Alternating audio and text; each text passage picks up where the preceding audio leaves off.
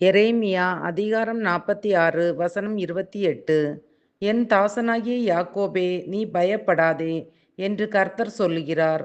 நான் உன்னுடனே இருக்கிறேன். உன்னை துரத்திவிட்ட எல்லா ஜாதிகளையும் நான் நிர்மூலமாக்குவேன். உன்னையோ நான் நிர்மூலமாக்காமல் உன்னை மட்டாய் தண்டிப்பேன். ஆனாலும் உன்னை நான் குற்றமில்லாமல் நீங்களாக விடுவதில்லை என்கிறார். அன்பான தேவ பிள்ளைகளே, ஈசாக்கின் மகன் யாக்கோபு ஒரு எத்தன் தன் சகோதரன் ஏசாவை மற்றும் தகப்பன் ஈசாக்கை ஏமாற்றினார். ஆனால் இந்த யாக்கோபை பார்த்து, என் தாசனாகிய யாக்கோபே, நீ பயப்படாதே, கலங்காதே என தைரியப்படுத்துகிறார். இதுதான் நம் பரம தகப்பனுடைய அன்பு. நம் தகுதியின்படி அல்ல, அவருடைய மிகுந்த கிருபையின்படி நம்மை அவர் நேசிக்கிறார். இந்த அன்பிற்கு அளவே இல்லை.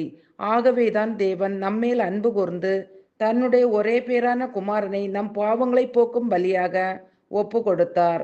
அன்பானவர்களை, யாக்கோபு ஆசீர்வாதத்தை தாயின் வயிற்றிலிருந்து வெளிப்படும் போதே விரும்பினவர். ஏசாவின் குதிகாலை பிடித்து கொண்டு வெளியே வந்தவர்.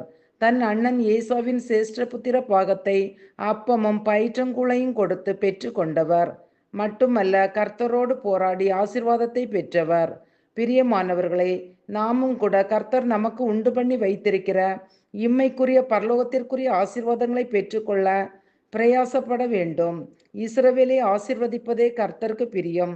பூமியிலே தன்னை ஆசீர்வதிக்கிறவன் சத்திய தேவனுக்குள் தன்னை ஆசீர்வதிப்பான் என்று ஏசாயா 65:16 சொல்லப்பட்டிருக்கிறது.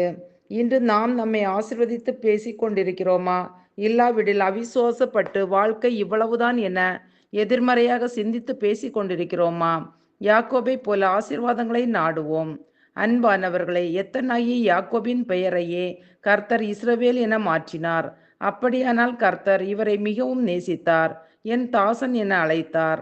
ஆனாலும் தான் செய்த கிரியைகளுக்கு தக்க பலனை பெற்றார். தன் தகப்பனை பகலிலே ஏமாற்றினார். ஆனால் லாபானோ யாக்கோபை இரவிலே ஏமாற்றினார். தான் செய்த தவறுகளுக்கு ஏற்ற தண்டனையையும் பெற்றார்.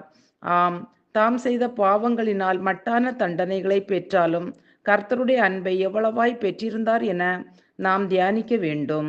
ஜெபிப்போம். அன்பின் பரலோக பிதாவே, இந்த நாளுக்காகவும் இந்த சத்தத்தை கேட்கிற ஒவ்வொருவருக்காகவும் உமக்கு நன்றி அப்பா. எங்கள் ஒவ்வொருவரையும் இன்று நீ என் தாசன் என அன்போடு அழைக்கும் எங்கள் பரமபிதாவின் அன்பின் நீளம், அகலம், உயரம் என்ன என்பதை அறிந்து நன்றியுடன் வாழ ஆவியானவர் தாமே எங்களுக்கு உதவி செய்வீராக. இயேசுவின் நாமத்தில் பிதாவே, ஆமீன். ஜீவநீரூற்று நீர்தானே, ஜீவநீரூற்று நீர்தானே.